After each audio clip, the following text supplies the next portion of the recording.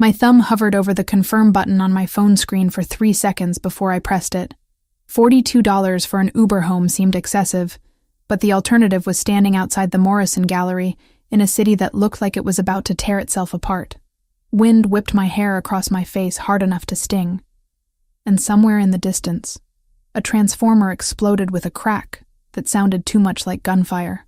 October in Chicago was supposed to be beautiful.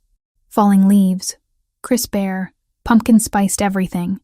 Instead, the weather forecast had labeled tonight's storm catastrophic.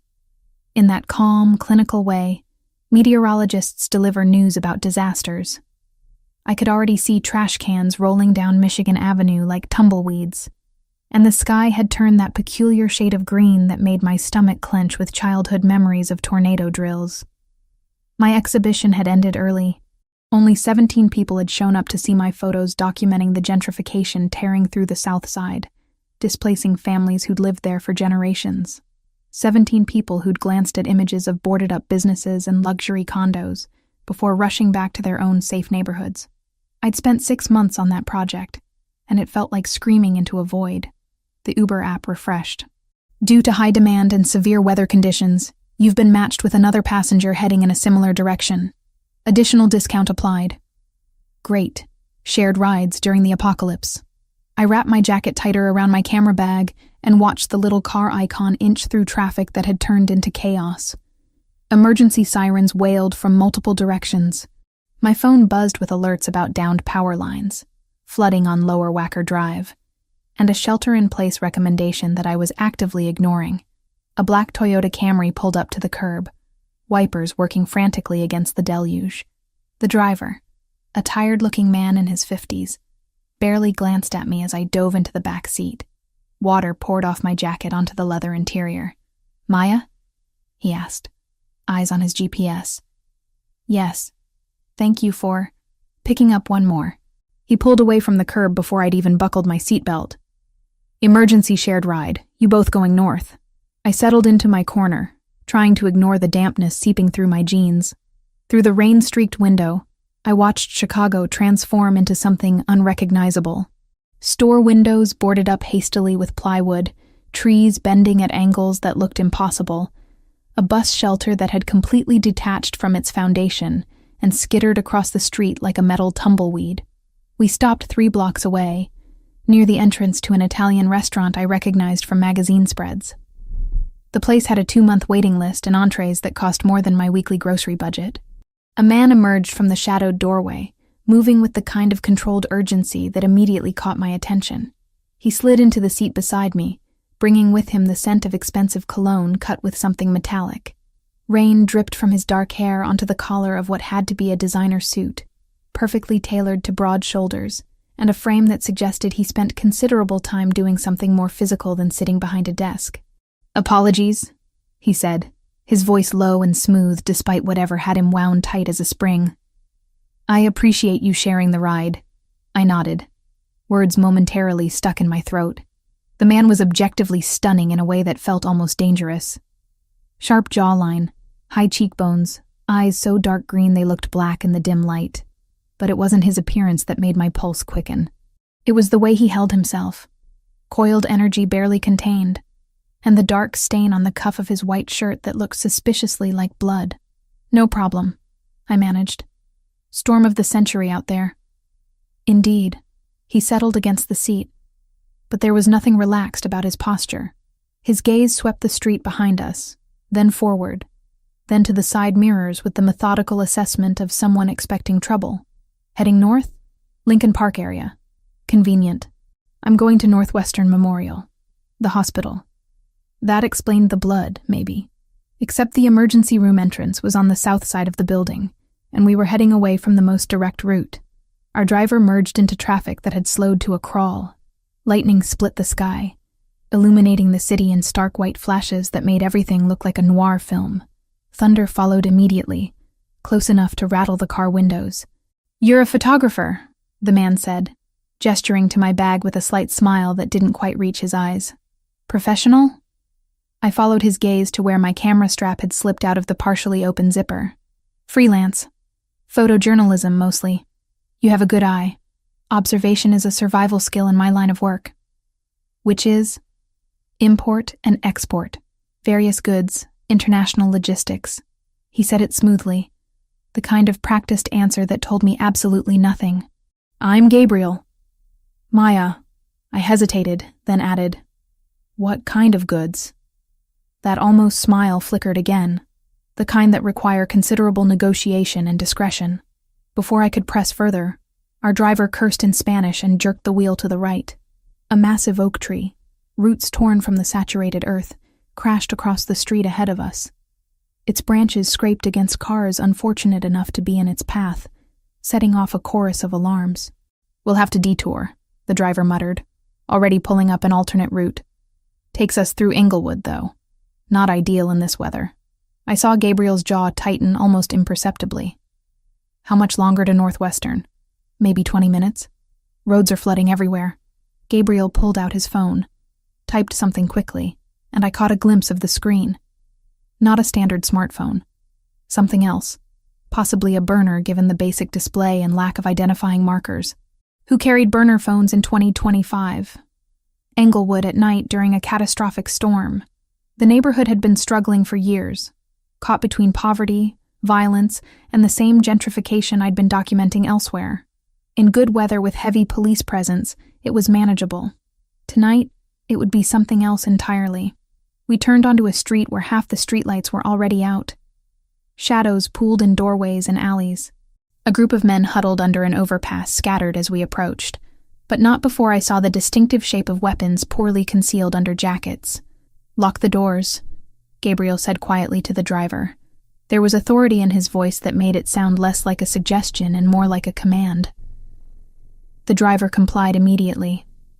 I clutched my camera bag tighter, hyper-aware of Gabriel's presence beside me. He'd shifted slightly, angled so he could watch both sides of the street. That metallic smell I'd noticed earlier intensified, and I realized it wasn't just cologne. It was blood, fresher than the stain on his cuff suggested. Are you hurt? I asked, keeping my voice low. Not seriously. That's not the same as no. He turned those dark green eyes on me, and I felt the full weight of his attention like a physical thing. You noticed details. Occupational hazard of the photography? Of staying alive. The words came out sharper than intended. I grew up in this city. I know what blood smells like, and I know when someone is expecting trouble. For a moment, something shifted in his expression. Respect, maybe, or calculation. Then you understand why I need to reach the hospital quickly. Before I could respond, our driver slammed on the brakes. Ahead of us, 2 cars had stopped perpendicular to each other, completely blocking the narrow street. Men poured out of both vehicles, and the first gunshot cracked through the storm with unmistakable clarity. Our driver didn't hesitate. He threw the car in reverse, but another vehicle had pulled up behind us, boxing us in.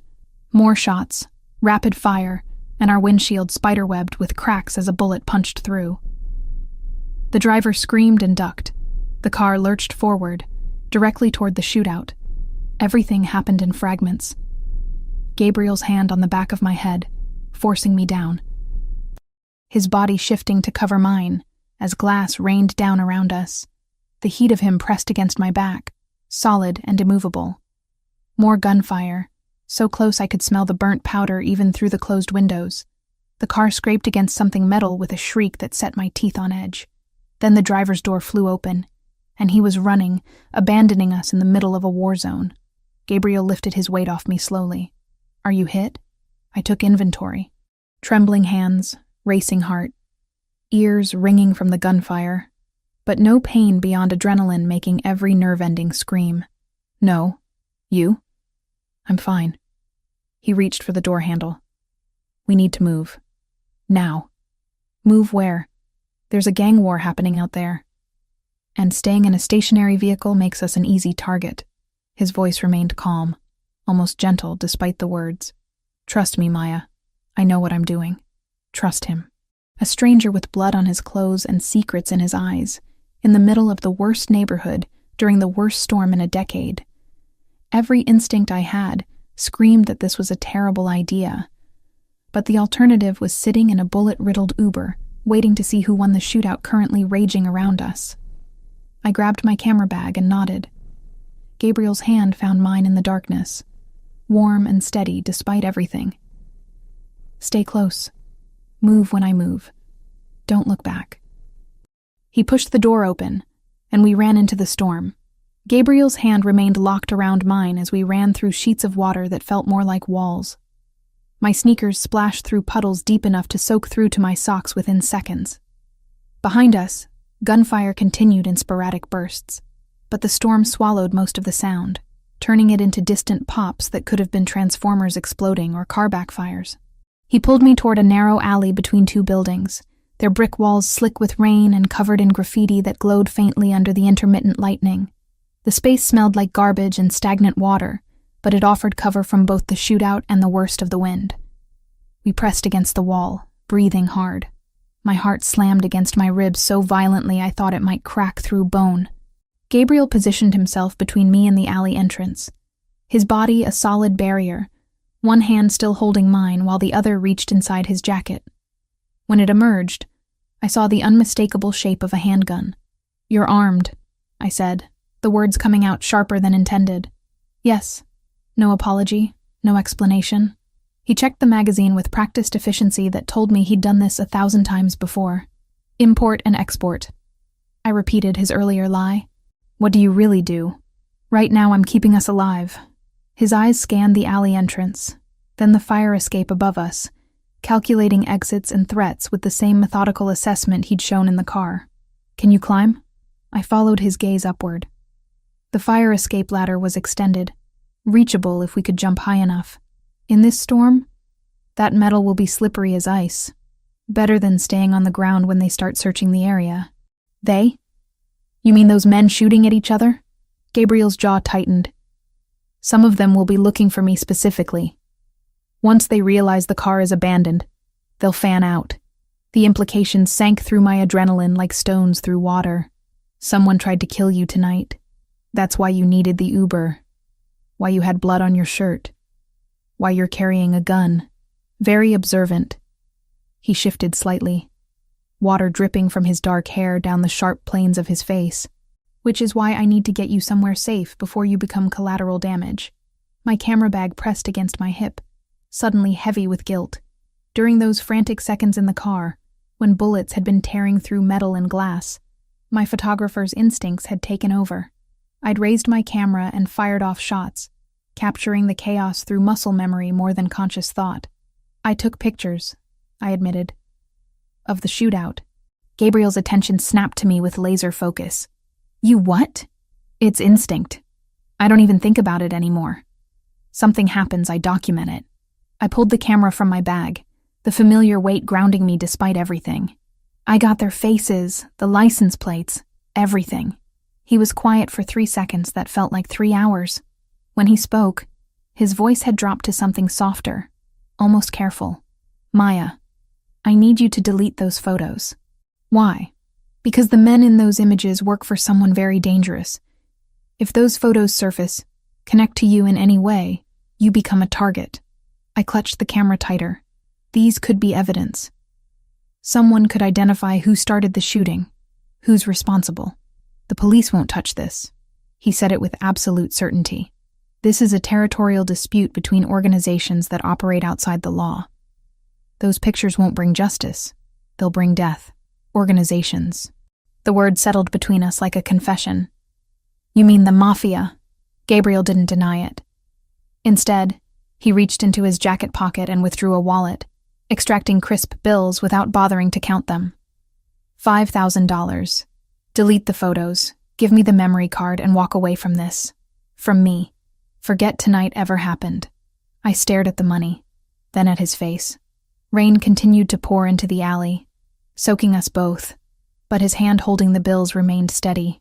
This was a transaction to him, clean and simple. Pay off the witness, eliminate the evidence, move on. "I don't want your money. Everyone wants money." "Not for this." I wrapped both hands around my camera, protective and defiant. "These photos are my work, my documentation of what happened tonight. You can't just buy them like you're purchasing contraband from one of your suppliers." Something flickered in his expression. Surprise, maybe, or reassessment. You think you understand who I am after 20 minutes of conversation? I understand you're involved in something violent enough that people want you dead. I understand you carry a gun and know how to use it. I understand you're trying to control a situation where you have zero actual control over me. My voice shook, but I kept going. And I understand that if those photos are dangerous enough for you to offer $5,000 to destroy them, they're important enough to keep. His phone buzzed, cutting through the tension. He answered without breaking eye contact with me. Adriano. I couldn't hear the other side of the conversation, but I watched Gabriel's face shift through micro-expressions. Relief, then anger, then cold calculation. Luca's stable? A pause. And the Bratva? Another pause, longer this time. His jaw clenched. How many streets are they covering? The south side? All of Englewood? He glanced at me. I have a complication. I bristled at being called a complication. A civilian. Wrong place, wrong time. He listened. No, I can't leave her here. They saw the car.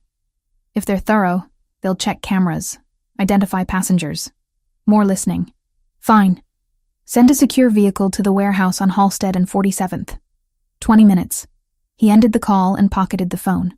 The gun had disappeared back into his jacket at some point, which should have made me feel safer but somehow didn't. Who's Adriano? I asked. My consigliere. My advisor. He said it like those words should mean something specific. And Luca is my second in command. He was injured in the attack at the restaurant tonight.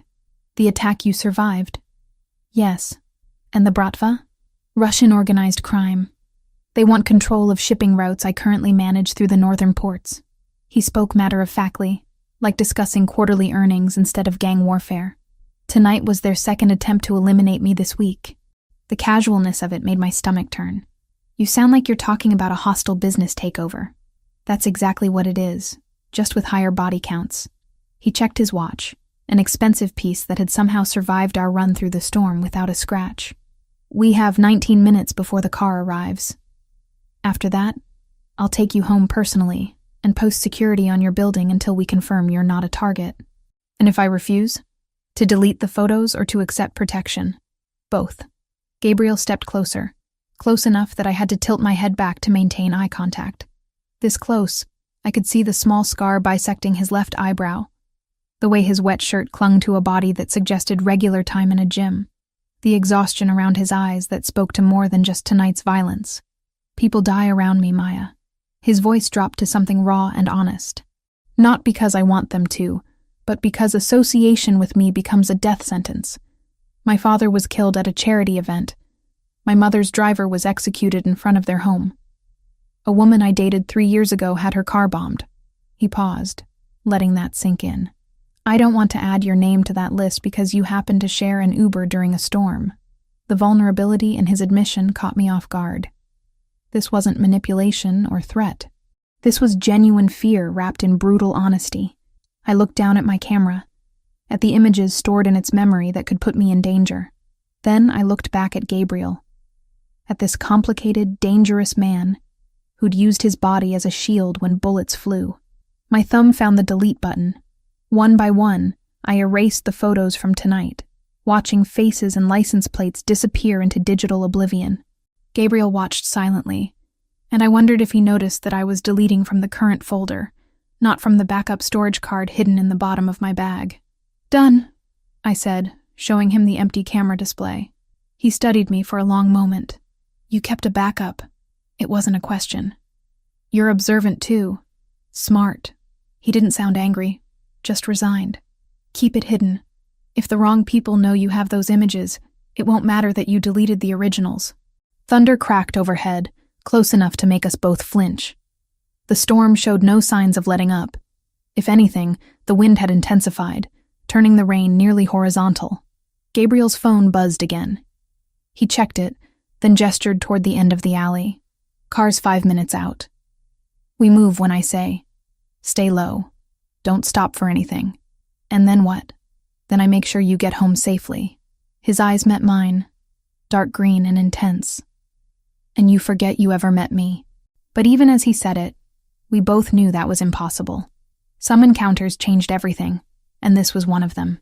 I woke up to 17 missed calls from Carmen and a news alert that made my blood turn cold. Massacre at Giordano's restaurant. 4 dead, multiple injured in targeted attack. The first photo in the article stopped my breath. A body being loaded into a coroner's van, face partially visible beneath the sheet. The man who should have been driving Gabriel last night, dead before he ever had a chance to pick up his passenger. My phone buzzed. "Carmen, tell me you're alive," she said. "I'm fine. What's happening?" "Gang war. 4 men executed at Giordano's, 3 more found in Englewood. Police are calling it territorial disputes, but my sources say this was a hit on the Ravellini family." She paused. "You know who they are?" The name landed like a punch. "No. One of the big 3 families running organized crime in Chicago. Italian mafia, old school but modernized. Casinos, construction, security services, all legitimate on the surface." Carmen's voice carried that manic edge she got chasing stories. "The Bratva's been trying to take their territory. Russian organized crime. This feels like escalation." I thought about Gabriel's expensive watch, the gun, the authority in his voice. "Import and export. Why are you asking?" Carmen pressed. "This isn't your beat. Just curious." Storm had me watching news. The lie tasted bitter. After we hung up, I Googled Gabriel Ravellini. Sparse results. Charity galas, construction contracts, business journals. Nothing screaming mob boss. Nothing proving he wasn't. One photo caught my attention. A hospital fundraiser 3 years ago. Gabriel in the foreground with donors, and in the background, slightly out of focus, my grandmother Elena in her bakery apron, holding a tray of pastries. My grandmother knew him. 20 minutes later, I walked into Padaria Elena. The smell of fresh bread hit me like comfort. Elena stood behind the counter, silver hair in its perpetual bun, and her face lit up before concern replaced joy. "You look terrible. The storm? Can we talk in the back?" She studied me with eyes that missed nothing. "Is this about a man? How do you always know?" "Because you have the same look your mother had when she met your father." She flipped the sign to indicate a break and led me to her tiny office. "Tell me, what do you know about Gabriel Ravellini?" Elena's expression shifted, careful and calculating. She poured us coffee, sat down with a sigh. "That's a name I haven't heard you say before. I met him last night. We got caught in that shooting in Englewood." Her hand flew to her chest. "You were there? He kept me safe. But this morning, the news about the restaurant. I need to understand what I got involved in." Elena folded her hands on the desk. "Gabriel Ravellini is a complicated man. His family's been in this neighborhood 70 years. Started on the docks, expanded into other businesses. Some legitimate, some not. So he is Mafia. He runs his family's organization, yes." She said it without judgment. "But he's different from his father. When he took over 8 years ago, he changed things. No drugs, no human trafficking, no targeting civilians. He has rules. Honor. It's old-fashioned. Maybe naive, but he believes in it. You talk like you know him personally." "I do." She glanced at a photo on the wall.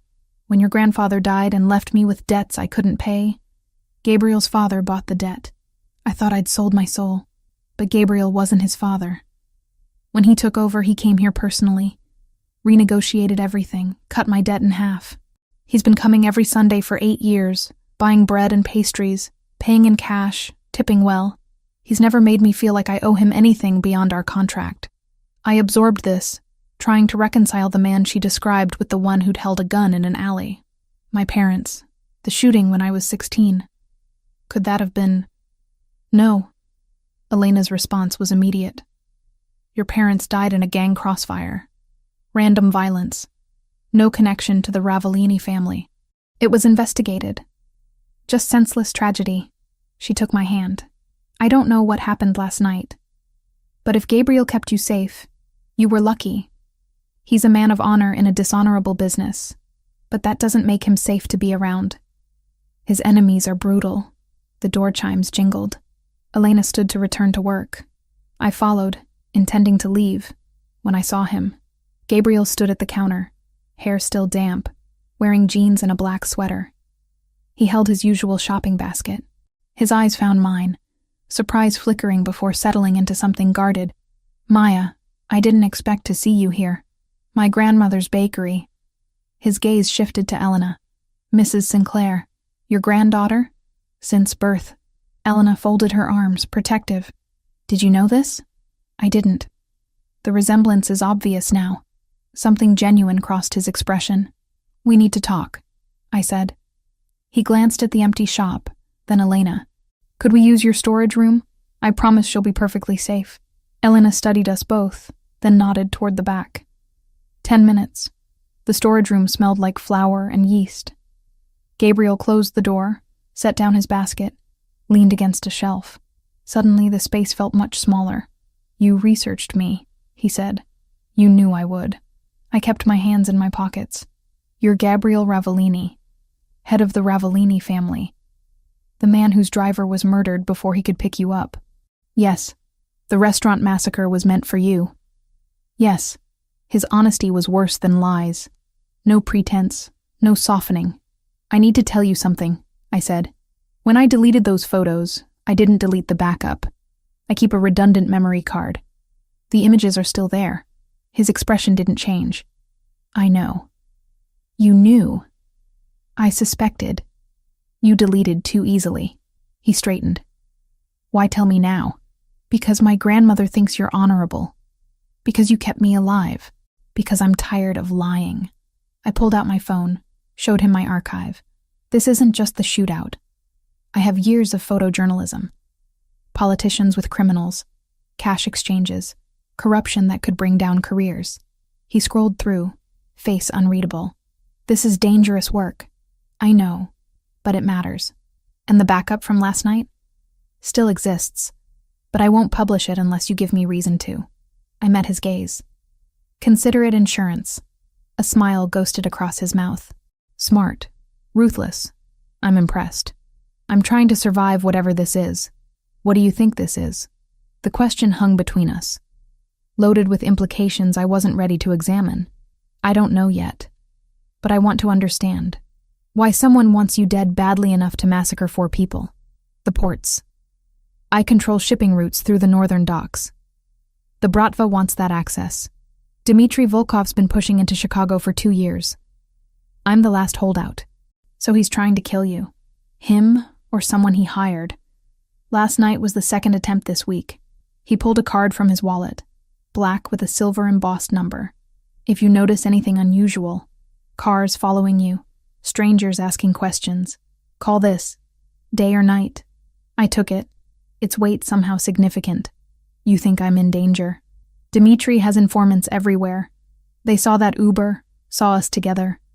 If they're thorough, they'll identify you, try to use you against me. His jaw tightened. I won't let that happen. You can't protect everyone. No, but I can protect you. The way he said it felt like a vow. Elena's voice carried from the shop. Time was up. Gabriel picked up his basket, and we emerged to find my grandmother packaging his order with unnecessary force. He paid, tipped, left with one final glance that felt like a brand. 2 nights later, walking home from a shoot, I noticed the car. Black sedan, tinted windows, 3 car lengths behind for 6 blocks. When I turned, it followed. When I stopped, it idled. My hands shook as I dialed Gabriel's number. He answered immediately. "Maya, there's a car following me. Black sedan." "Where exactly?" I gave the cross streets, background noise, doors slamming, an engine starting. "Stay on the line. Keep walking toward populated areas. I'm 4 minutes away." Those minutes felt like hours.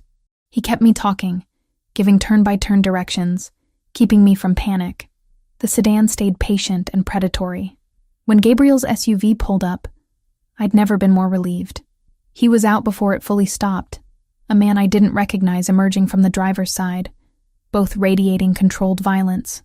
"Get in," Gabriel commanded, positioning himself between me and the sedan. The moment I was inside, the driver pulled smoothly into traffic. The black sedan didn't follow. "Bratva," the driver confirmed. "Ran the plates. Shell company Volkov uses. They're watching her," Gabriel said. his hand near his concealed weapon. Sitting in Gabriel Ravellini's armored SUV with a man named Luca driving, I understood that my life had fundamentally changed. There was no going back, no pretending that night in the storm had been isolated. I was part of Gabriel's world now, whether I wanted to be or not. Gabriel's penthouse occupied the entire top floor of a building in the Gold Coast that probably cost more than my entire neighborhood combined. Floor-to-ceiling windows offered a view of Lake Michigan that looked like something from a luxury magazine spread, all steel and glass and understated elegance that screamed money without being ostentatious. "This is temporary," I said, for the third time since Luca had driven us here. "I have work, a life, an apartment the Bratva now knows the location of." Gabriel set my camera bag on the marble entryway table. "You saw the surveillance photos, Maya. They're watching your building, your grandmother's bakery, the places you frequent. Staying there is suicide." He'd shown me the pictures in the car. High-resolution images of me leaving my apartment, entering the bakery, walking to the L station. Timestamps from the past 48 hours. Professional surveillance that made my skin crawl. "So I'm a prisoner here. You're protected here."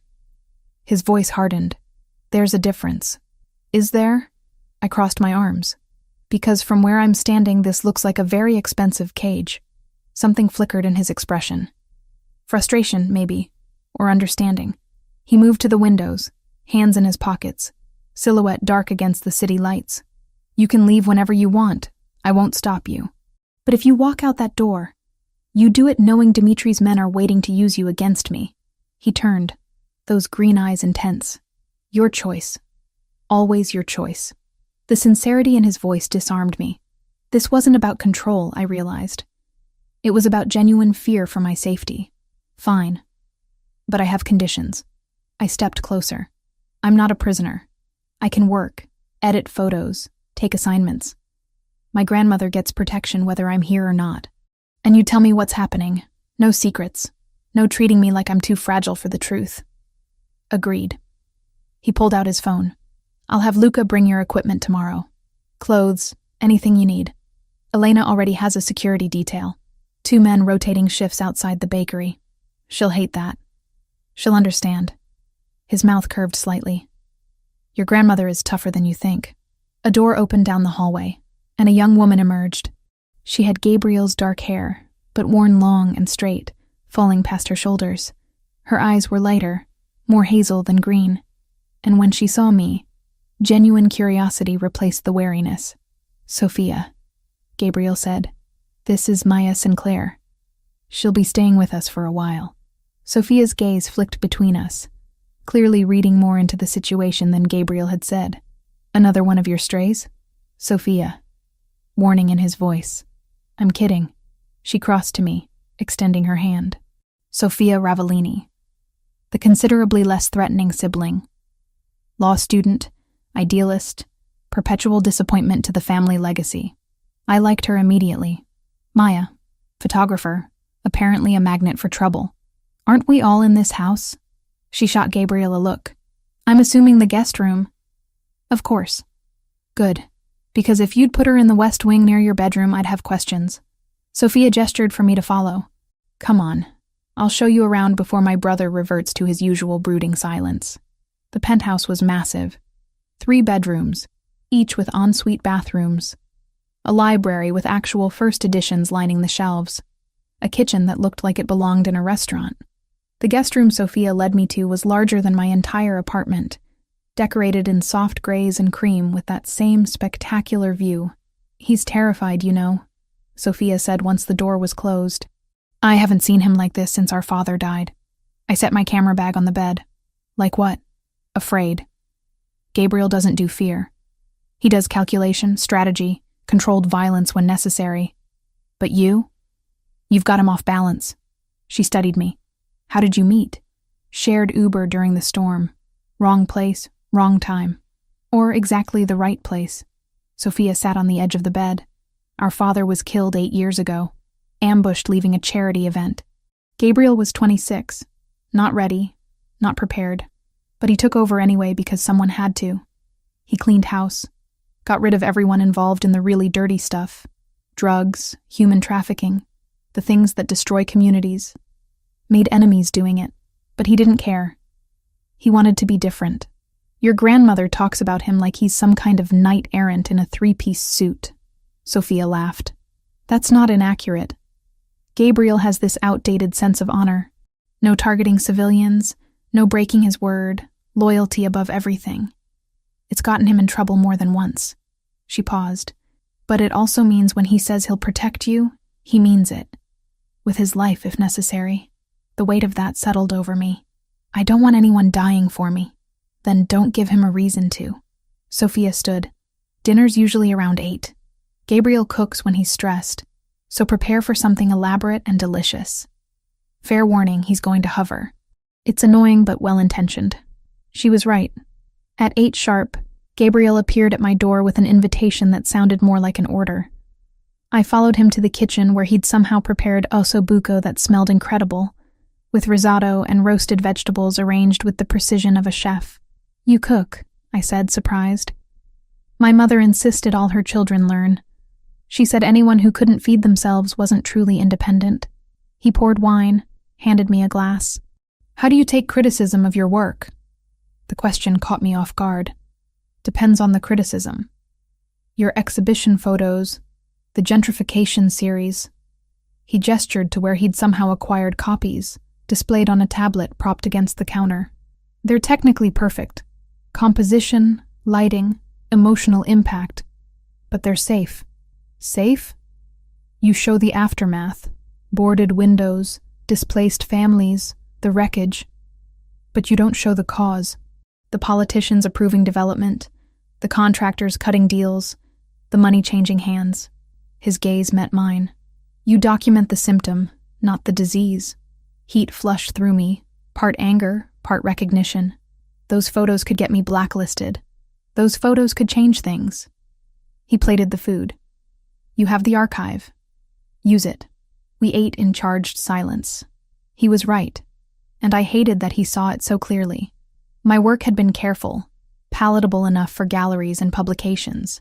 But the real story, the corruption I'd documented over years, sat unused because I'd been afraid.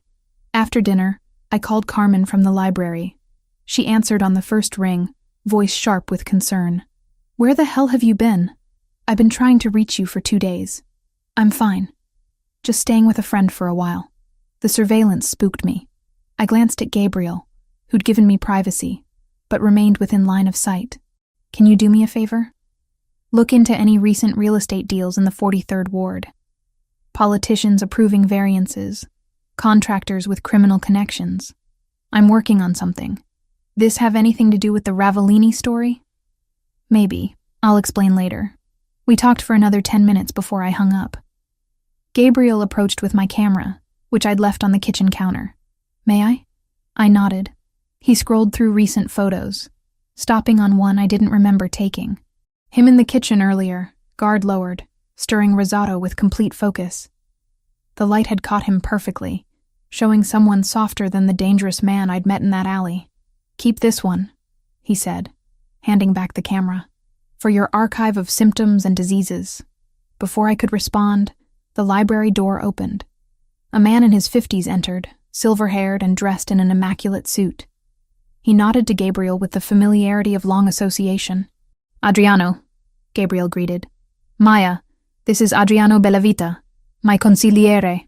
Advisor, Adriano clarified, offering his hand, though the Italian sounds more impressive. Mrs. Sinclair, I've heard quite a bit about you. None of it good, I'm guessing. On the contrary, he smiled, but it didn't reach his eyes. Gabriel, we need to speak. It's urgent. Gabriel's expression shifted. All business. Give us a moment. I stood to leave, but Gabriel's hand on my arm stopped me. Stay. You wanted no secrets. Adriano pulled out his phone, displaying what looked like surveillance footage. Dimitri made his move. He approached the Donatelli and Castrovani families this afternoon. Offered them each 20% of your territory if they help eliminate you. Neutrality isn't an option anymore. My breath caught. Gabriel's jaw tightened, but his voice remained steady. Their response. Donatelli's considering. Castrovani wants guarantees. They're giving you 72 hours to counteroffer or disappear. Adriano's gaze flicked to me. They know about her. Dimitri's using it as proof you're distracted, vulnerable. I'm not vulnerable. Gabriel's voice carried an edge that made me shiver. Set up a meeting. I want all of them in a room where I can see their faces when they refuse Dimitri's offer. And if they don't refuse, then we go to war. The casual way he said it, like discussing business strategy instead of violence, reminded me exactly who Gabriel was. Not just the man who cooked and appreciated photography, but someone who'd survived 8 years at the top of a criminal organization. Adriano left after another 15 minutes of planning I only half understood. Territory, alliances, contingencies. When we were alone again, Gabriel poured himself whiskey, offered me the bottle. I took it, drinking straight from the glass he handed me. Your photo archive, he said suddenly. The one you showed me at the bakery. You said politicians with known criminals. Dimitri bribes officials to operate freely. If you have proof of which ones, it could shift the balance. I stared at him. You want to use my work as leverage. I want to use every advantage we have. He stepped closer. You said those photos could bring down careers. Let them. Expose Dimitri's network. Cut off his political protection. It won't stop him, but it'll weaken his position enough that the other families see working with him as a liability. And if I refuse? If I say my work isn't a weapon for mob wars? Then I respect that decision and find another way. His gaze held mine. But I think you know these people deserve exposure. That justice matters more than staying neutral. He was right. The corruption I documented, the handshakes between elected officials and criminals, the cash exchanges in parking garages, it all mattered. Publishing it had always been the goal. The fact that it also helped Gabriel survive was almost secondary. I'll do it, I said, but on my terms. I choose which photos, how they're released, what story they tell. Agreed. We stood close enough that I could see the flecks of amber in his green eyes, smell the whiskey on his breath. The air between us felt electric, charged with everything unsaid. Why are you really doing this? I whispered. Protecting me. It's more than just preventing Dimitri from using me against you. Because the moment I saw you in that car, something shifted. His hand came up, fingertips grazing my jaw. Because you argued with me in an alley while I held a gun. Because you're brave and stubborn, and you look at me like I'm human instead of a monster. You are human. Most days I'm not sure. I closed the distance, pressing my lips to his before I could overthink it. He responded immediately, one hand sliding into my hair while the other pulled me flush against him. The kiss was everything I'd been denying since that first night. Hungry and desperate, and absolutely reckless. An alarm shrieked through the penthouse. We broke apart, Gabriel's hand moving to his weapon in one fluid motion. His phone buzzed with alerts. Security breach on the north entrance. Stay here, he commanded, already moving toward the door. Luca appeared in the hallway, weapon drawn. They exchanged rapid words in Italian before Gabriel returned, tension visible in every line of his body. False alarm, faulty sensor, but his eyes said otherwise. Someone had tested the security, probed for weaknesses. The kiss had changed everything, and now, standing in Gabriel Ravellini's fortress, with war coming and my heart still racing, I understood there was no going back. I was all in, for better or worse. 10 days in Gabriel's penthouse, and I'd developed a routine that felt disturbingly normal. Mornings editing photos in the library while he worked through security reports. Afternoons where Sophia and I explored Chicago's architecture through my lens, always with Luca trailing 2 steps behind. Evenings when Gabriel cooked elaborate meals, and we talked about everything except the war building around us. I learned his operations weren't what I'd imagined. The casinos ran clean audits, employees paid fair wages with real benefits, construction contracts used union labor, projects inspected to code. The security firm protected small businesses in neighborhoods police ignored, collecting fees but actually showing up when called. No drugs, no human trafficking, no loan sharking that breaks people, Gabriel explained one night over wine. My father built this family on exploitation. I'm trying to build something different. You're still a criminal. Yes, he didn't flinch from it. But I choose which laws to break. The ones written by politicians I have photos of taking bribes. He had a point I didn't want to acknowledge. Carmen visited on day 8, visibly nervous despite Luca's clearance. She hugged me too tight, eyes darting around the penthouse like she expected threats to materialize from the expensive furniture. "We need to talk," she said, voice shaking. "Alone." Gabriel gave us the library without protest. The moment the door closed, Carmen collapsed into a chair. "I'm so sorry, Maya. I didn't know how to tell you." Ice flooded my veins. "Tell me what?" "Dimitri's been wiretapping my phone for months. I'm investigating corruption tied to his operations, and he found out. He's been listening to everything." Her hands shook. "When you called me from here that first week, mentioned where you were, your concerns about the investigation, he heard it all. He knows you're with Gabriel. He knows you care about him." The room spun. "Carmen, there's more. My brother, Miguel. He's an addict. Dimitri's people supply him, have been for a year. 3 days ago, they told me I either feed them information about you and Gabriel, or Miguel disappears." Tears streaked her face. "I'm so sorry. I told them you were staying here, that Gabriel's distracted, that you two are together. I didn't want to. But Miguel, it's okay." I pulled her into a hug despite my racing heart. "We'll figure this out." Gabriel handled it with terrifying efficiency. Within an hour, Miguel was in a private rehab facility under guard. Carmen had a new phone with military-grade encryption, and Adriana was tracking every leak to assess damage. That night, Gabriel found me on the balcony, staring at city lights that blurred through unshed tears. "This is my fault," I said. I called Carmen. I mentioned where I was. Dimitri would have found another way. He stood beside me, close but not touching. He always does. "Your friend's brother is an addict because of him." Carmen was terrified. "How many other people are trapped in his web?"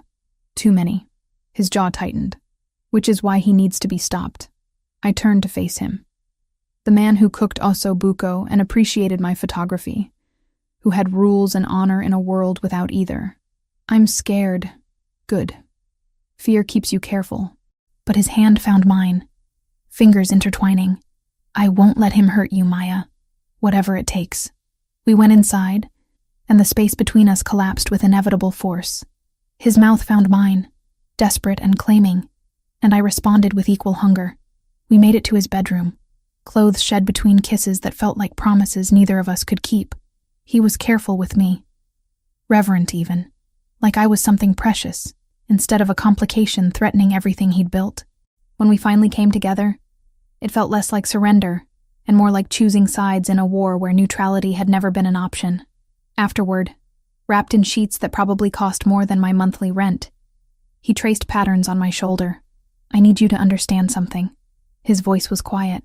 "This world I'm in, it demands things. Actions I'm not proud of. If you stay with me, you'll see that side eventually. I know what you are, Gabriel. Knowing and witnessing are different. I should have listened to that warning." The call came at 3 a.m. Gabriel's phone screaming with alerts. He was dressed and armed in 30 seconds, Luca already at the door. "Stay here," Gabriel commanded. "What's happening?" "Fire at your grandmother's bakery." My heart stopped. I threw on clothes, following despite his protests. The drive took 8 minutes that felt like hours. Smoke billowed into the night sky, fire trucks battling flames that consumed 40 years of my grandmother's life. Elena stood wrapped in a blanket, soot-streaked, but alive. I ran to her, and she held me tight enough to hurt. "I'm fine, Minhaneta. I'm fine. Gabriel's men got me out." The 2 security guards stood nearby, faces grim. One had burns on his hands from breaking through the back door. Luca approached Gabriel with a tablet showing security footage. I watched over his shoulder. 2 men, faces covered, breaking in through the rear entrance. Gasoline splashed across wooden floors. A match. Bratva. Luca confirmed. Message delivery. "How did they know?" I demanded. "The bakery's been protected for days." Gabriel's expression turned to stone. "Someone told them. Someone on the inside. The investigation took 6 hours. Adriano coordinated with contacts I didn't want to know about, and by morning they had a name. Roberto Ravellini.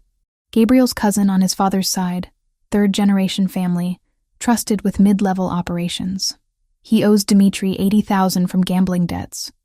Adriano explained in Gabriel's office, voice flat. Been feeding information for 3 weeks. He told them about your relationship with Maya, about Elena's importance to her. Targeted the bakery specifically. Gabriel said nothing for 10 seconds. Then, bring him here. They brought Roberto to a warehouse I didn't recognize. Gabriel didn't ask me to stay away, and I followed because I needed to see this, needed to understand the man I'd given myself to. Roberto knelt in the center of the concrete floor, hands bound, face already showing signs of Luca's preliminary questioning. When Gabriel entered, Roberto started crying. Gabriel, please. I didn't have a choice. They were going to kill me. You did have a choice. Gabriel's voice was colder than I'd ever heard it. You chose to betray family. You chose to target an innocent woman. You chose wrong. What happened next? I'll never forget. Gabriel beat Roberto with methodical precision, each strike calculated for maximum pain without causing death. When he was done, he left Roberto broken and bleeding on the floor. Get him medical treatment, then exile, Gabriel told Luca. He has 72 hours to leave Chicago. If I see him again, I'll finish this. Back in the SUV, I couldn't stop shaking. Gabriel's knuckles were split, blood staining his shirt, and he looked at me with eyes that held no apology. This is my world, Maya. This is what justice looks like when the law can't touch you. That wasn't justice. That was brutality. Sometimes they're the same thing. I got out at the penthouse and headed straight for the guest room. Gabriel didn't follow, giving me space I desperately needed. The man who'd held me last night, who'd whispered sweet things in Italian against my skin, had just beaten his own cousin nearly to death without hesitation. I packed my bag with shaking hands. Sophia found me. You're leaving. I can't stay. Not after what I saw. He's protecting you. Protecting all of us. By becoming a monster? By doing what needs to be done. She sat on the bed. Roberto's betrayal could have gotten you killed. My grandmother taught Gabriel that family protects family, no matter the cost. That's all this was. But it was too much. I called Carmen, who picked me up within the hour. Gabriel didn't stop me, just watched from the window as I left. Before I walked out, he appeared at the door with something in his hand. A delicate silver bracelet, simple and elegant. Please. He fastened it around my wrist. Just keep this. For me. I almost refused. But something in his eyes, genuine fear mixed with resignation, made me nod. At Carmen's apartment, I tried to process everything. The violence, the betrayal, the fact that I'd fallen in love with a man whose world operated on rules I'd never understand. The bracelet felt heavy on my wrist. A reminder of everything I was trying to leave behind. What I didn't know was that Gabriel had put a tracker in it. Always active. Always watching. And that Dmitry Volkov, informed by sources that I'd left Gabriel's protection, was already planning his next move, using me as the bait to finally destroy the man I couldn't stop loving, no matter how hard I tried. Carmen showed up at her apartment door at 2 a.m., mascara streaked down her face, trembling so hard she could barely hold her phone. I need to tell you something, she whispered. Something terrible. I pulled her inside, heart already sinking. The past 3 days away from Gabriel had been torture, replaying that warehouse scene over and over. The sound of fists on flesh, Roberto's cries, the cold efficiency in Gabriel's eyes. Dmitry knows you left, Carmen said, collapsing onto the couch. He knows you're here with me. He's been planning this for days. Ice flooded through my veins. Planning what? He's going to take you. Use you to draw Gabriel out. He told me to keep you here. Keep you unprotected. She grabbed my hands. Maya, I'm so sorry. I should have told you earlier, but I was terrified. He has Miguel, he has leverage, and I... Wait. Slow down. I tried to focus through the panic. When did he tell you this? Yesterday. He called me directly. Said if I keep you away from Gabriel for 48 hours, he'll release Miguel from the dealers supplying him. But if I warn you or Gabriel, Miguel dies. My mind raced. Dmitry had orchestrated this perfectly. Used Carmen's vulnerability, my anger at Gabriel, the natural distance that violence creates between people. He'd maneuvered us all like chess pieces. Call Gabriel, I said. Right now. But Miguel. Gabriel will protect Miguel. You know he will. I grabbed my phone, found Gabriel's number, the one I'd been staring at for 3 days without calling. We end this. Tonight. Gabriel answered on the first ring, voice rough with exhaustion. Maya, Dimitri's coming for me. Carmen told me everything. He's been planning this since I left. Silence for 3 heartbeats. Then, where are you exactly? I gave him Carmen's address. Background noise erupted, orders being shouted, engines starting. Listen to me very carefully, Gabriel said, voice shifting into that command mode I recognized. You have 2 choices. I can extract you right now, take you somewhere Dimitri will never find you. Or I let him take me. And we end this. More silence. Maya, that's not... It is. You know it is. I looked at Carmen, saw my own fear reflected in her eyes. He won't stop. He'll keep using people I love to get to you. Unless we make him think he's won. If something goes wrong, then you make sure it doesn't. I surprised myself with how steady my voice was. You said you'd protect me. So protect me. But let's finish this. I heard him exhale. Could picture him running a hand through his hair the way he did when calculating odds. Adriano will coordinate. Luca positions the team. You wear the bracelet I gave you. Don't take it off for any reason. The tracker's always active. When they move you, we'll know exactly where. The other families? Declared neutrality this morning. If I survive this alone, they'll accept my territory stays intact. If I don't, he paused, then it doesn't matter anyway. We planned for an hour. Carmen would act normal, keep me at her apartment. Dimitri would make his move within 24 hours, likely public to force Gabriel's hand. I'd go quietly to avoid civilian casualties. Gabriel's team would shadow at a distance, wait for the location to be confirmed, then strike. One more thing, Gabriel said before hanging up. The night your parents died. I looked into it after you mentioned them. I found inconsistencies in the police report, witness statements that disappeared, evidence that wasn't processed. His voice dropped. Dimitri was in Chicago 12 years ago, working for the Bratva's previous leadership. I think he knows something about that night. The implications crashed over me. My parents' deaths weren't random.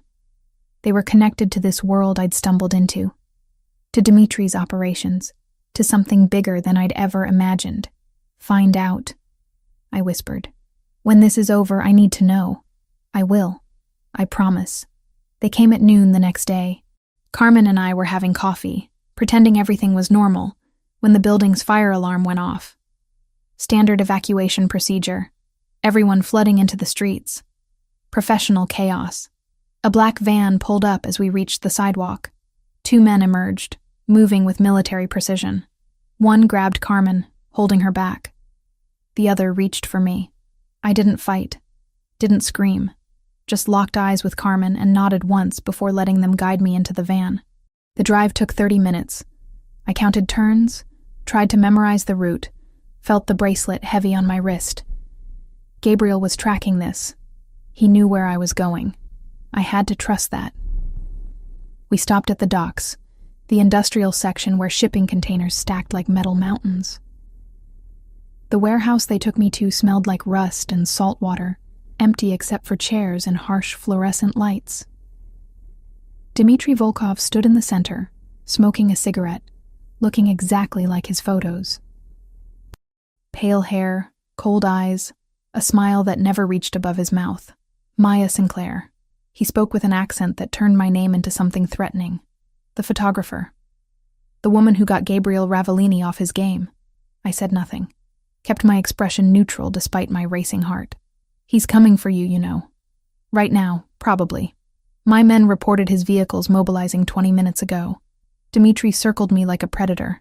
He'll walk into my trap because he can't help himself. Because you made him weak. If you think Gabriel's weak, you don't know him at all. That cold smile widened. Oh, I know him.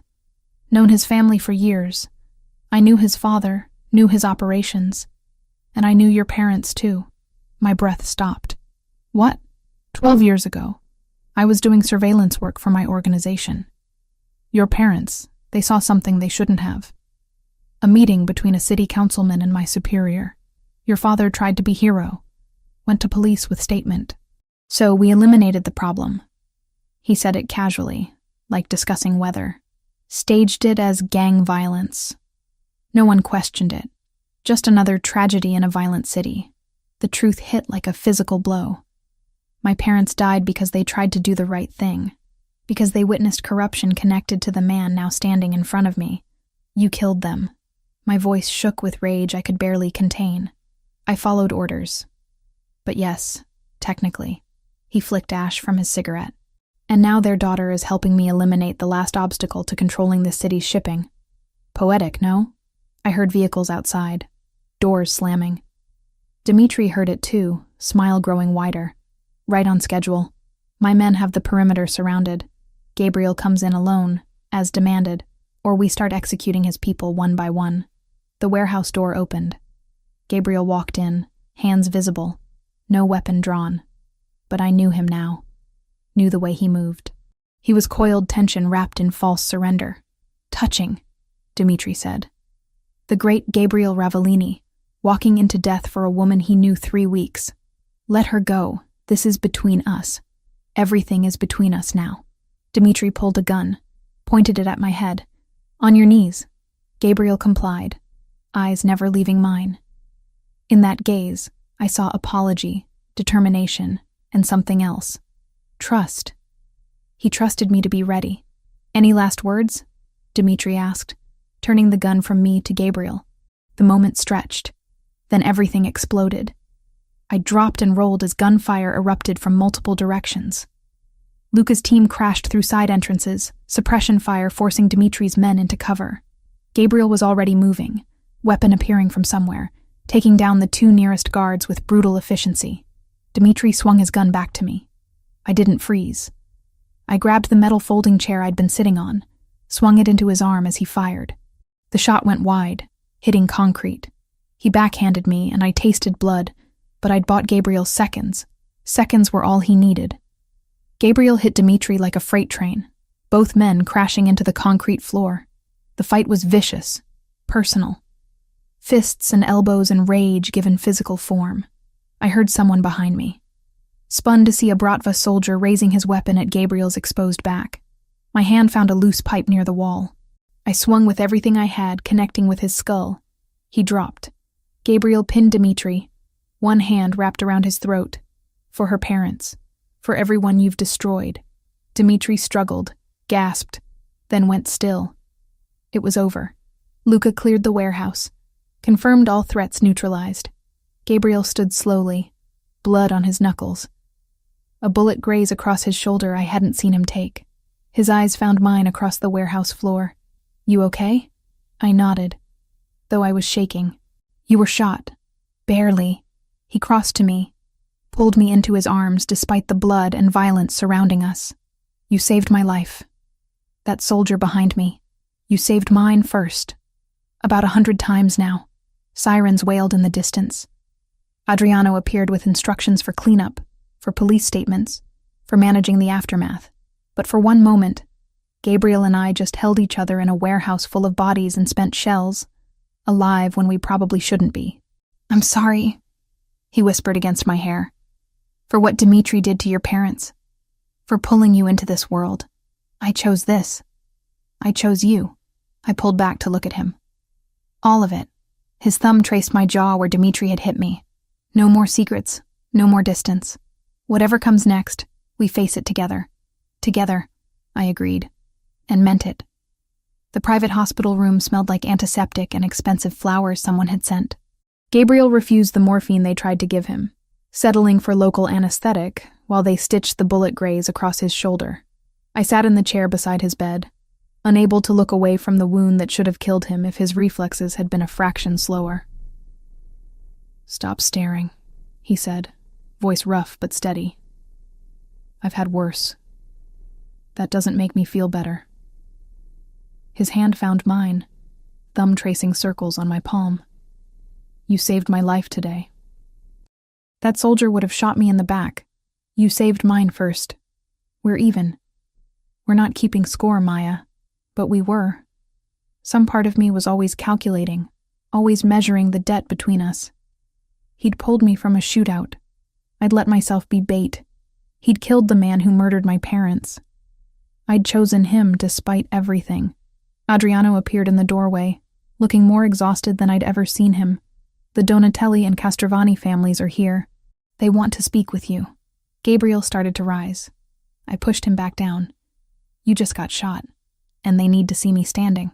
But he didn't fight when I helped him into a robe, careful of his shoulder. The hospital had cleared an entire wing for security, turning the conference room into an impromptu meeting space. 3 men waited inside, all in their 50s or 60s, all radiating the same controlled power Gabriel had. They stood when we entered. Respect or calculation? I couldn't tell which. Ravellini? The oldest said. Silver hair, expensive suit, eyes like a shark. You survived. I did. Gabriel remained standing despite the pain I saw in the tightness around his mouth. Dmitry Volkov is dead. His organization will scatter or be absorbed. My territory remains intact. Because you eliminated the threat personally. Another man, stockier, with a scar bisecting his eyebrow. Old school. We respect that. The third man's gaze landed on me. And you brought civilian into this. That's new. Maya isn't a civilian anymore. Gabriel's voice carried warning. She's under my protection permanently. Anyone who forgets that answers to me. They exchanged glances. Some silent communication I couldn't read. Then the oldest nodded. The Bratva's territory goes to auction. We'll discuss terms next week. For now, peace holds. They left without ceremony. The moment the door closed, Gabriel sank into a chair, pain finally breaking through his control. Back to bed, I commanded. Yes, ma'am. Sophia burst in as we returned to his room, eyes red from crying, and threw herself at her brother, carefully avoiding his injured shoulder. You idiot. You absolute idiot. You could have died, but I didn't. He hugged her with his good arm. I had help. Sophia turned to me. Thank you. For keeping him alive. For being brave enough to walk into that trap. I had good backup. The next visitor was Carmen, pale and shaking, clutching flowers she'd probably bought from the hospital gift shop. I'm so sorry. Both of you. I should have told you earlier about the wiretap, about Dimitri's threats. Gabriel gestured for her to sit. Your brother, Miguel. He's in a facility upstate, top-rated program. Fully paid for the next year. When he's ready, I have a job for him if he wants it. Legitimate work, good pay. Carmen's eyes filled with tears. Why would you do that after what I did? Because Dmitri exploited your fear. That's on him, not you. He glanced at me. And because Maya cares about you. That makes you family. She left crying, grateful and overwhelmed. We sat in silence for a while, processing everything that had happened in the past 24 hours. Dmitri said my parents witnessed corruption. I finally said that they tried to report it and were killed for it. I need to know the specifics. I've had Adriano digging through police records, witness statements, everything we could find. Gabriel pulled out his phone, pulled up files with his good hand. Your father photographed a city councilman meeting with Bratva leadership 12 years ago. Tried to submit it as evidence to the FBI. Someone leaked that information. 2 days later, your parents were dead. The confirmation hurt more than not knowing. They died doing the right thing. They died because corrupt people valued power over justice. He set down his phone. I can't change that, but I can make sure their deaths meant something. Your father's photos, the ones he never got to publish. We found them in evidence storage. I want to release them now, with your permission. Let the world see what he documented. That would expose the same people I have in my archive. Yes, we could coordinate the release. Your current work with his historical documentation. Show 12 years of systemic corruption. It felt right. My parents had tried to tell the truth and been silenced. Now their daughter could finish what they started. I'll do it. But I need time to process this, to grieve properly, to figure out what comes next. Gabriel's expression softened. You can leave, Maya. Go back to your life. The threat's gone. Dimitri's dead. His organization scattered. You're safe now. Am I? Or will there always be another Dmitri? Another threat? Another reason to look over my shoulder? With me, Probably yes. He didn't sugarcoat it. This world doesn't have happy endings, just truces between wars. Elena arrived as visiting hours ended, carrying a basket of bread despite the late hour. She took one look at Gabriel's bandaged shoulder and shook her head. "You're as stubborn as your father," she told him. "Worse," he admitted. She turned to me, eyes knowing. "Walk with me." We left Gabriel with Sophia and went to the hospital chapel. Empty at this hour, quiet enough for honest conversations. "Your grandfather was a complicated man," Elena said, sitting in the front pew. "He worked the docks, knew the families, sometimes did favors that weren't quite legal. I knew what he was when I married him. Chose him anyway." "Did you regret it?" "Every day." She took my hand. "And never once. He gave me 43 years of love, 3 children, a life richer than any alternative. But it cost me sleep, peace, the certainty that he'd come home every night. That's the trade you make with men like them. I don't know if I'm strong enough. You ran into gunfire to save him, Minhaneda. You're stronger than you think." We sat in silence, and I realized I'd already made my choice.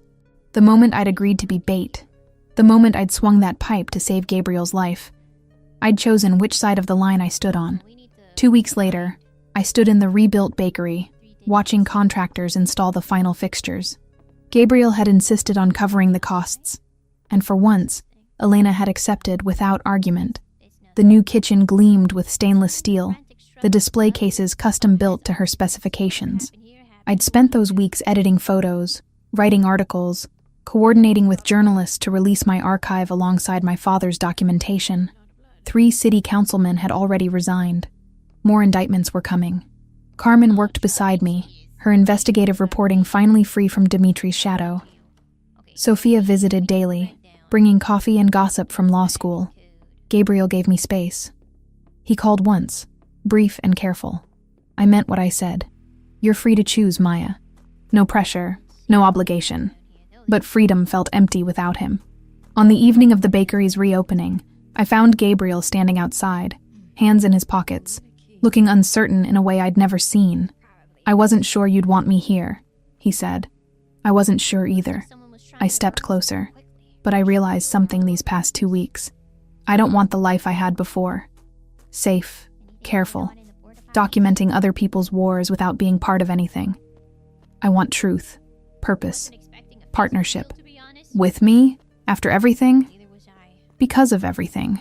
I took his hand, scarred knuckles and all, on my terms. I keep my independence, my work, my name. I'm not your possession or your protected asset. I'm your partner, equal in all ways that matter.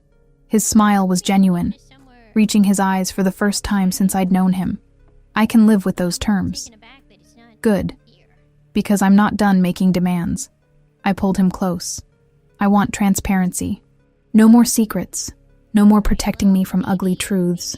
If we do this, we do it honestly. Agreed. And one more thing.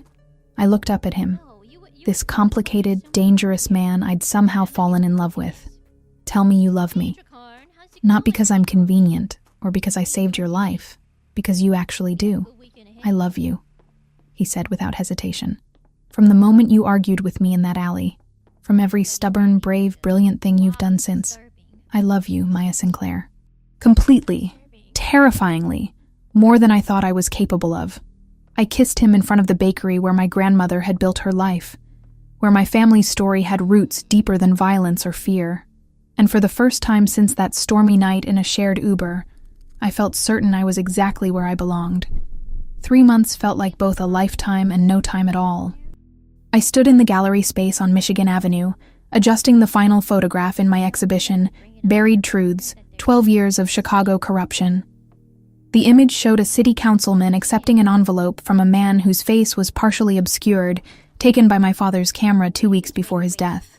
Beside it hung one of my recent photos, the same councilman, now 20 pounds heavier and considerably grayer, shaking hands with a developer in front of a luxury high-rise that had displaced 200 families. Full circle. My father's work and mine, telling the same story across 12 years. Carmen appeared at my elbow with 2 glasses of champagne. The Tribune's critic just arrived. So did that reporter from the Times. This is huge, Maya.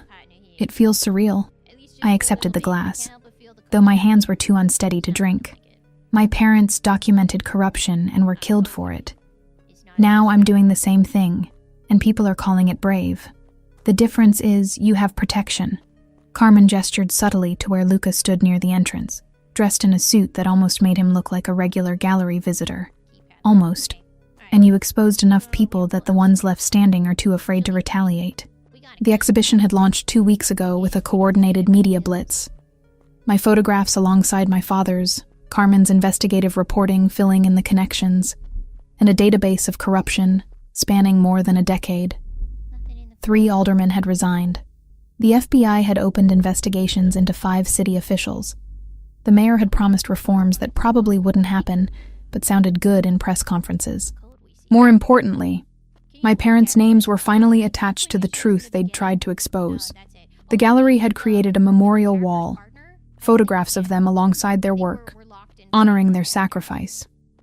Elena arrived with Sophia, both dressed elegantly. My grandmother wearing the pearl necklace she saved for special occasions. She pulled me into a fierce hug. Your parents would be so proud, Minhaneta. So proud. The bakery reopens next week, I said, desperate to change the subject before I started crying. You excited? Terrified. But she smiled. 70 years old, starting over. Gabriel insisted on all new equipment, said the insurance payout wasn't enough.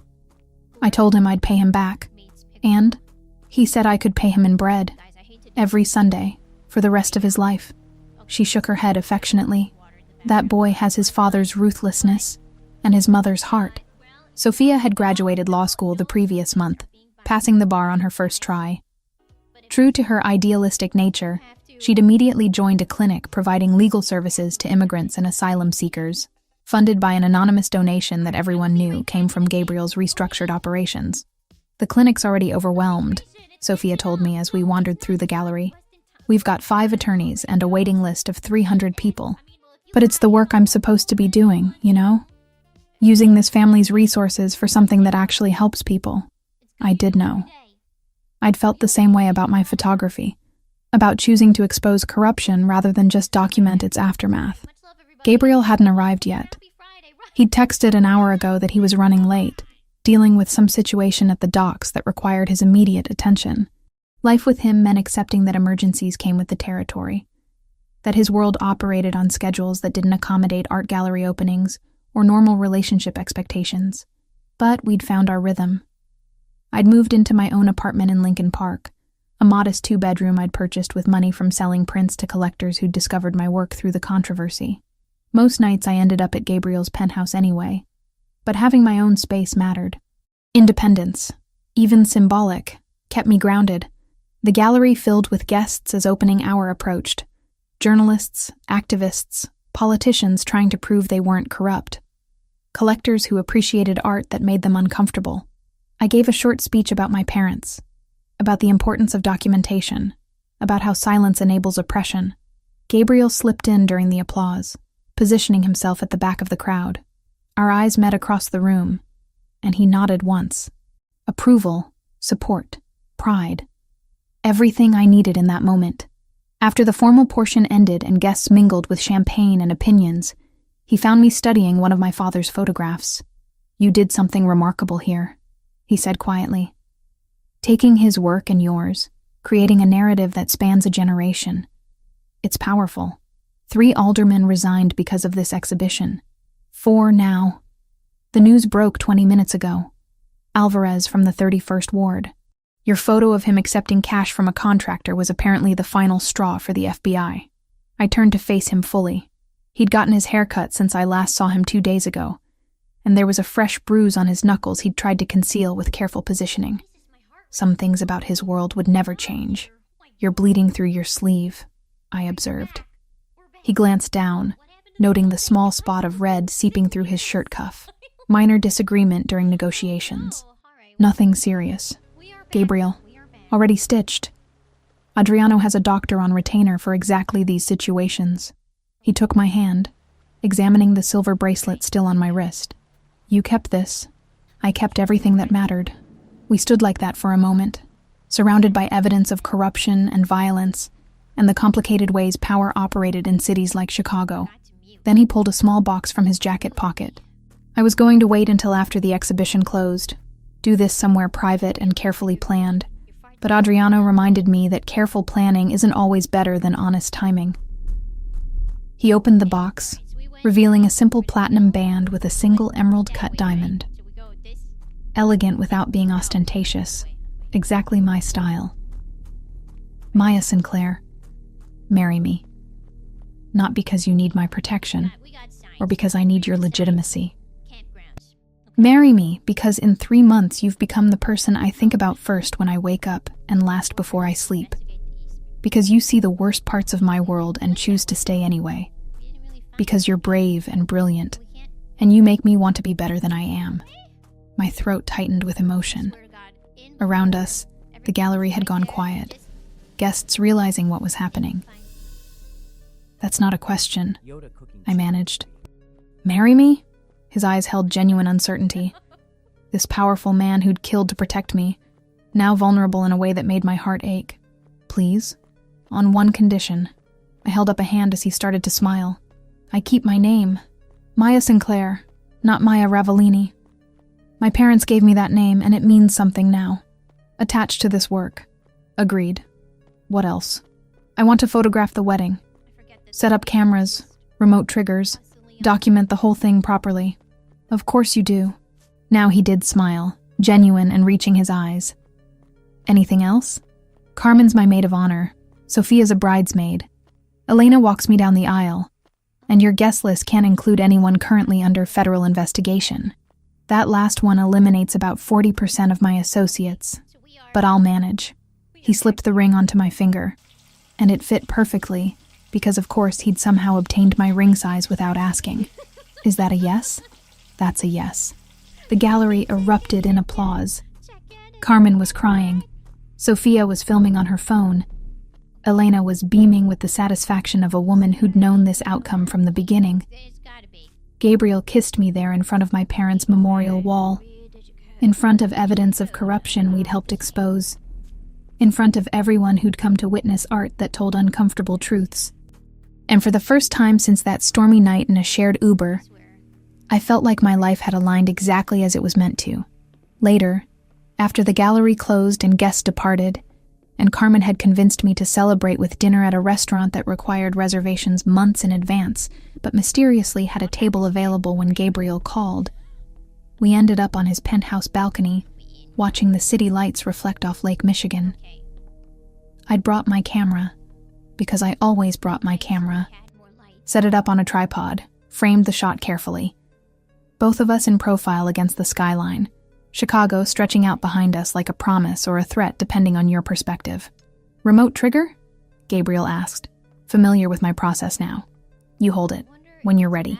He wrapped his arm around me, pulled me close against his side, and held up the small remote. On 3? On 3. We counted together, and the shutter clicked. A moment captured. 2 people who'd found each other in the worst possible circumstances and somehow built something real from the wreckage. The photograph would show us laughing, comfortable, obviously in love. It wouldn't show the violence that brought us together or the complicated moral compromises we'd both made to get here. It wouldn't show his bruised knuckles or the tracker in my bracelet or the gun concealed in his ankle holster. But it would show truth.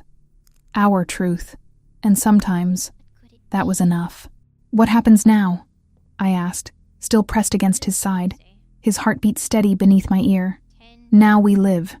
His hand found mine, fingers intertwining. We document corruption, protect the people we love, and try to make this city slightly less broken than we found it. That's ambitious. We're ambitious people. Below us, Chicago sprawled in all its complicated glory. Beautiful and corrupt, violent and inspiring, home to millions of stories intersecting in ways that created patterns only visible from a distance. My story had started with a storm and a stranger, and a series of choices that led me here. To this man, this life, this moment balanced between everything I'd lost and everything I'd found. I wouldn't change a single decision.